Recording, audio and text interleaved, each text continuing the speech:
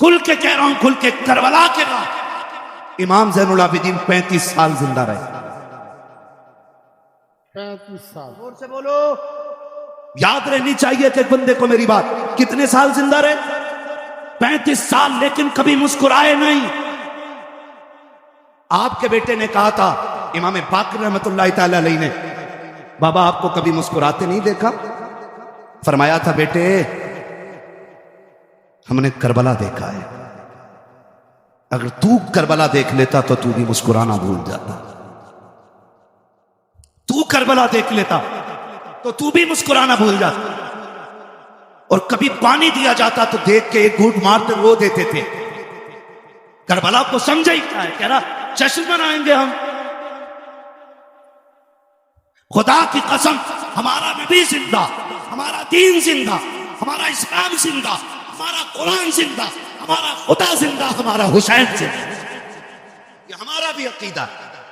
लेकिन सुन, जमीन उतनी गर्म होती है जितनी पे आग जलती।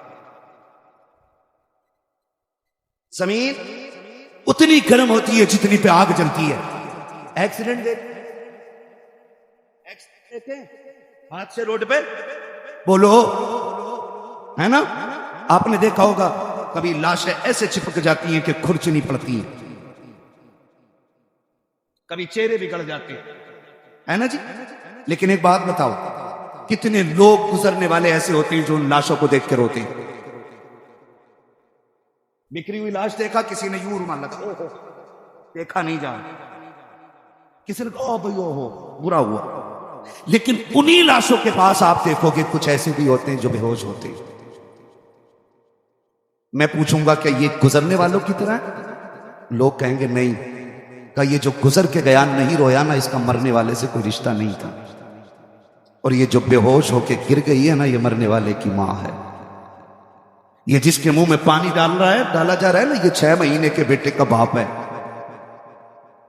ये जिसको संभाले नहीं संभाला जा रहा है, ये भाई की बहन है। पता ये चला रोते वही हैं जिनके रिश्ते में कोई कुछ लगता है। जिनका रिश्ता ही नहीं है, उनकी आंख में आंसू नहीं आया करते।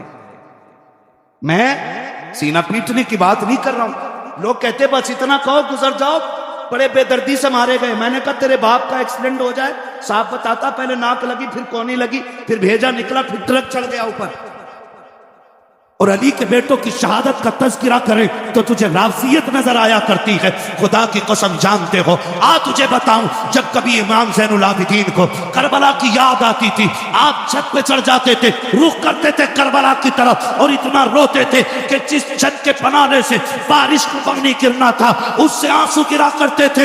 एक दिन आप छत पे बैठ के रो रहे थे, लोग नमाज पढ़ के मस्जिद से निकले, पानी टपकने लगा। किसी ने आवाज दे के कहा, अली के घर वालों, कम से कम इतना तो ख्याल करो, लोग गुजर के जाते हैं, पानी ना गिराया करो छत पे। इमाम बाक़िर की चीख निकल गई, कहा खबरदार ये पाना ना दे, हमने पानी नहीं डाला के। कहा फिर ये टपक क्या लगा के? कहा ये मेरे बाप के वो आंसू हैं जो आज करबला की याद में छत पे रह गए।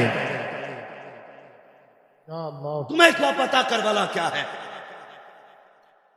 15 साल हजरत उम्मे फरवा, हजरत कासिम की अम्मा जिंदा रही, लेकिन कभी पूरी जिंदगी धूप के होते हुए साए में नहीं बैठे।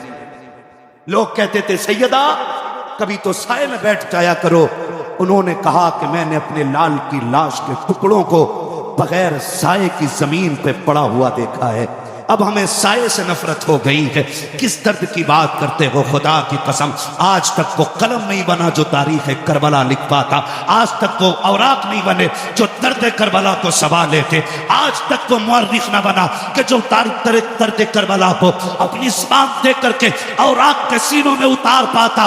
बस इतना समझ लो, किस माँ से हो बयाने इस्सो शान अहले बैत, मदहकाने मुस्तफ़ा के मदहकाने अहले बैत। अपना सोता बेच कर बाजार सोना कर गए, कौन सी बस्ती बसाई ताजिराने अहले बैत। बेइजाजत जिनके घर जिब्रील भी आते नहीं, कद्र वाले जानते हैं कद्र शाने अहले बैत। बेअदब गुस्ताख नजदी को सुनाते ऐ हसन, क्यों कहा करते हैं सुन्नी दास्ताने अहले बैत। आई करबला करबला, आखिरी बात बयान करने लगा। खुदा को सलामत रखे। 2 बज गए, जीते रहें सलामत रहें। और जिन्होंने ज़हरा के लालों की महफिल सजाई, अल्लाह उनके लालों की उम्र में बरकत अता फरमा दे। खुदा आपको सलामत रखे। बस एक बात कहने लगा हूं करबला, आपने सुना होगा, मैं कम इल्म बंदा, जितना मेरी समझ में आया मैं उतना बयान कर रहा हूं। मुझसे बड़े बड़े लोग बैठे हुए मिंबर शरीफ। करबला इमाम आली मकाम शहीद हुए कौन सी तारीख में? कौन सी तारीख में बेटे? कितनी तारीख में? 10 मुहर्रम में। मैं इधर को मुंह कर, कैमरे वालों इस बच्चे का मुंह देख।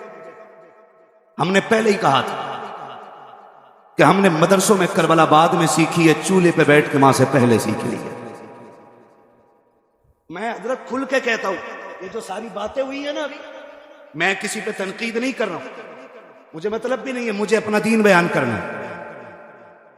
जो बहक जाए अल्लाह उसे हिदायत दे दे, और जिसे रब हिदायत दे उसे कौन भटकाने वाला है? ठीक है ना? मैं एक बात बयान करने लगा हूं, अगर सारी किताबें तारीख की उठा के दरिया में डालें, सारे मुअर्रिखीन उलमा के मुंह पे ताले लगा दो, और 100 साल तक ये शर्त लगा दो कि कोई भी करबला बयान नहीं करेगा आलिम, और किसी किताब में लिखी नहीं जाएगी, कसम खा के कहता हूं 100 साल के बाद भी करबला ऐसे ही याद रहेगी जैसे आज याद है। सही बता रहा, इसलिए कि कुछ ऐसे दर्द होते हैं जिनके लिए 3 दिन रोया जाता है, कुछ ऐसे गम होते हैं जो 10 दिन रो लो तो गम कम हो जाता है, कुछ गम ऐसे होते हैं जिनके लिए 1 साल रो लो कम हो जाता है, लेकिन कुछ गम ऐसे होते हैं जिनके लिए सदियां कम पड़ जाती हैं, गम कम नहीं होता है। और उन्हीं गमों में से एक गम हुसैन है, जिससे रोते रोते सदियां कम पड़ गईं लेकिन गम कम नहीं होता है। आज भी जब असगर की प्यास का जिक्र होता है दीवाने रो देते, आज भी जब सकीना के सब्र की बात आती है ना, आज भी लोग रोते।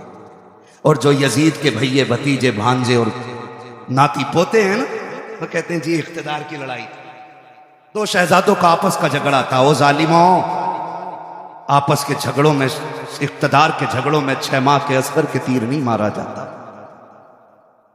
बीमारों को जंजीर नहीं पहनाई जाती, बेटियों के हाथों में रस्सियां नहीं डाली जाती, सरों को नेजों पे नहीं उठाया जाता। मैं कहता हूं कोई जिगर लाओ ऐसा जो बर्दाश्त कर सके। मुझे एक बात याद आ रही, मेरा इमाम जब खेमे से जाने लगा ना, सैयदा ज़ैनब आ गई, भैया जा रहे जी, आंखों में आंसू क्यों? अब देखो सब्र भी कोई चीज है, सब्र भी कोई चीज है। फरमाने लगे बहन, अकबर गए, मैंने सवार किया था घोड़े पे, कासिम को मैंने बिठाया था, अब्बास को मैंने दुआएं देकर भेजा था, ओनो मोहम्मद मैंने रुखसत किए थे, हुसैन जा रहा है, आज सवार कराने वाला कोई नहीं है। का इस ख्याल ने रुलाया। सैयदा ज़ैनब आगे बढ़ के कहती, दिल थोड़ा न कर, अगर तू अली का बेटा है तो मैं अली की बेटी हूं, सवार हो मैं तुझे बैठाऊं। जब मेरा इमाम बैठने लगा ना, बहुत गौर से एक बात सुनना, पीपल साने के नौजवानों, अतराफ और जवानीब से आने वालों, बहुत गौर से मेरी बात सुनिएगा। मेरे इमाम ने बैठने से पहले कहा था, ज़ैनब करबला जा रहा हूं, लेकिन ख्याल रहे मेरी शहादत के बाद बगैर दुपट्टे के मेरी लाश में मत आना। ये किसने कहा? मेरे इमाम ने कहा। ये कोई मैं लफ्फाजी नहीं कर रहा, मैं तकरीर का वजन नहीं बढ़ा रहा। आपने फरमाया था, ज़ैनब मैं भाई हूं तेरा, मैं मालूम है तो मुझसे कितना प्यार, लेकिन ख्याल रखना मेरी शहादत के बाद बाल ना नोच, गिरबान चाक ना करना, मेरी लाश पे बगैर दुपट्टे के नाम, मैं एक एक ढोला बजा करके, ढोलक बजा के, ताजिए के आके नाचने वाले से पूछना चाहता हूं, बता हुसैन अफजल है कि ताजिया अफजल है? बोलो सारे बोलो। बात दुनिया के कोने कोने तक जानी चाहिए। एक तरफ ताजिया हो, एक तरफ हुसैन हो, तो बड़ा कौन है? जोर से बोलो, बड़ा कौन है? हुसैन बड़ा है। पर बता, तेरी बेटी बड़ी है या अली की ज़ैनब बड़ी है? तेरा रिश्ता ताजिए से ज्यादा है या ज़ैनब का रिश्ता हुसैन से ज्यादा? बोलो। ज़ैनब का रिश्ता हुसैन से ज्यादा था। थक गए आप, खत्म कर लो बिस्मिल्लाह। नहीं ना, तो फिर बोलने जरा या हुसैन। रिश्ता किसका ज्यादा? ज़ैनब का हुसैन से ज्यादा रिश्ता है। लेकिन तारीख का बाब एक एक लाइन गवाह है, खुदा की कसम। मेरे इमाम ने कहा था, ज़ैनब मेरी शहादत के बाद बाल ना खोलना, गिरबान ना नोचना। मेरी ज़ैनब सुन बात, मेरी शहादत में बगैर दुपट्टे के ना आना। अब हाथ जोड़ के गुजारिश करना चाहता हूँ, 10 मुहर्रम को मेरा इमाम शहीद हुआ है, कोई माई का लाल साबित नहीं कर सकता।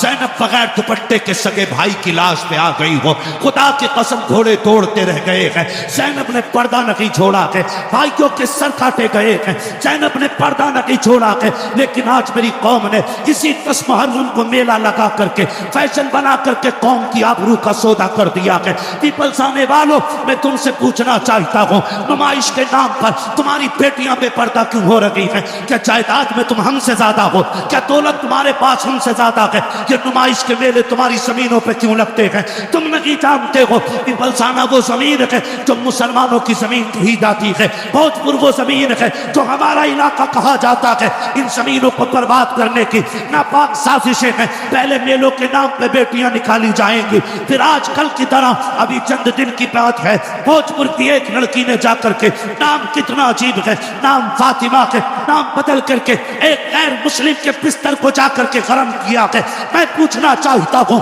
कौन सा जवाब देगो जाकर के सैयदा कायनात की बेटी को? अगर वो पूछेगी, हम तो सगे भाई की लाश पर भी नंगे सर नहीं आ सके, तुम मेलों के बहाने निकल गई बगैर दुपट्टों के, तुम ताजियों के बहाने निकल गई, तुम बाजारों के बहाने निकल गई। तुम्हें खुदा का वास्ता है, बेटियों के पर्दों को लाजिम कर दो, शरीयत की हुदूद को लागू कर दो। अगर ये नहीं किया, एक दिन वो आएगा, बेटियां तुम्हें जहर दे करके जाएंगी और कोई बचाने वाला नहीं होगा। और रह गई अक्लमंदी की बात, रह गई तानाई की बात, तो याद रखना, कायनात में कोई भी मेरे नबी से बड़ा ताना नहीं है, मेरे नबी से ज्यादा होशियार नहीं है। अगर आका ने कह दिया पर्दा फर्ज है, तो फिर है, जो नहीं करेगा वो इज्जतदार नहीं बल्कि दुनिया से जलील हो के मरेगा।